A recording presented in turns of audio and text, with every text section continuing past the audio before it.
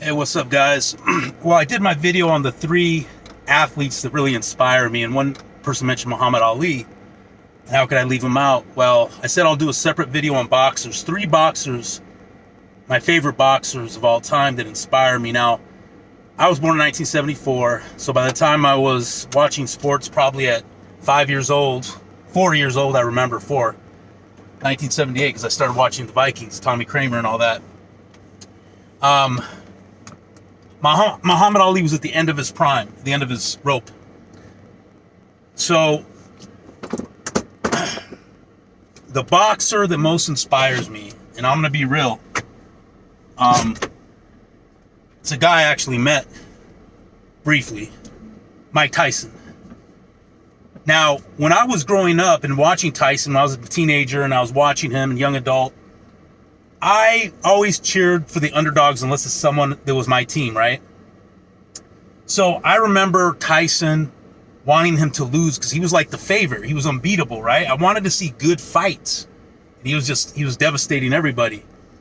When he lost to Buster Douglas, I remember I was at my dad's house. It was like late at night, I think almost like 11 o'clock at night, and ESPN, because remember, a lot of people weren't paying attention to that fight in America in terms of the way they usually did. It was in Japan. People were getting tired of the 90-second knockouts. And then the reporter from ESPN comes on the air, special report from the locker room at the Tokyo Dome, and says, Tyson just got knocked out by Buster Douglas. I immediately called out my dad and said, Tyson got knocked out. It was a shock. People underestimate how shocking that was. But the reason why I'm a big Tyson guy is because of him as a person. You talk about a guy who's been through the ringer and yet now is still kicking, he's got a podcast. And the one time I met him at Frankenstein's Collectible Show in City of Industry, Mike Tyson was signing autographs and you had to wait in line and pay for it. I don't do that stuff. But I remember that it had just finished. He was still sitting down and I was just standing there. And he looked at me and he came over to me and he gave me a hug. Like, what's up? You know, like a brother, like, you know. And it was real cool. And so a guy I grew up with in school owns Frankenstein's Collectible Show, him and his brother and his dad.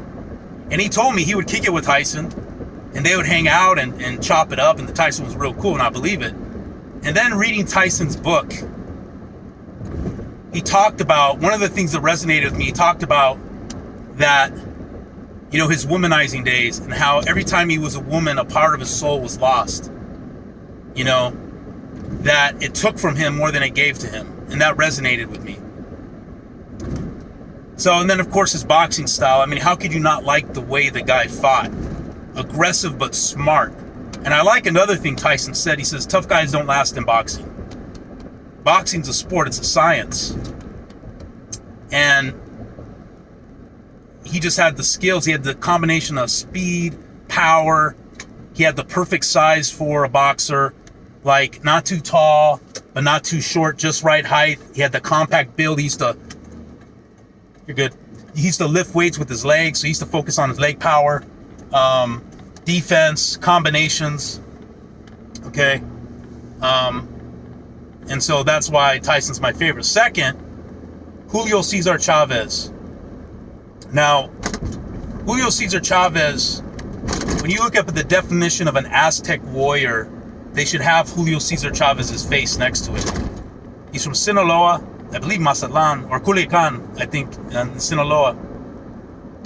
And the guy was just a warrior. And I remember watching his fight with Meldrick Taylor, thinking, oh man, finally somebody's dethroning Julio Cesar Chavez. And in the 12th round, he just came back like a lion, man, and devastated Meldrick Taylor in a very controversial fight because he knocked him down. And then I think Taylor got back up, but he seemed like he was not really cognizant. And there was literally like 5 seconds left, and Richard Still, who was a controversial referee, called the fight.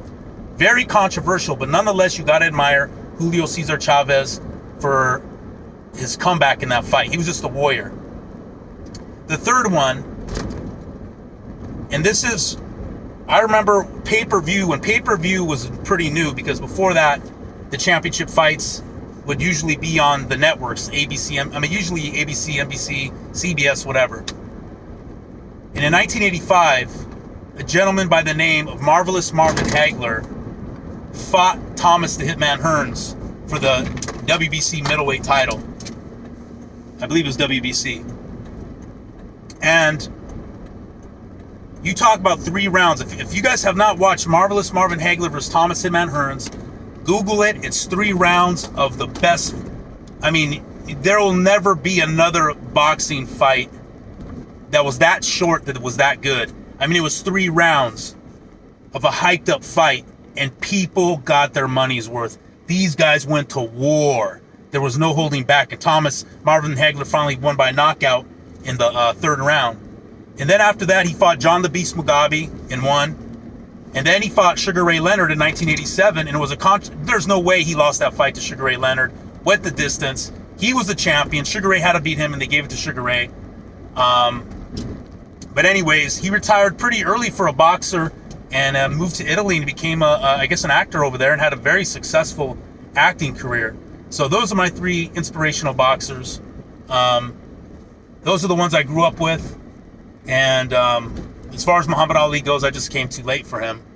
Not that you can't appreciate people that are before your time, but I'm just talking about people that were during my time. All right, guys, bye.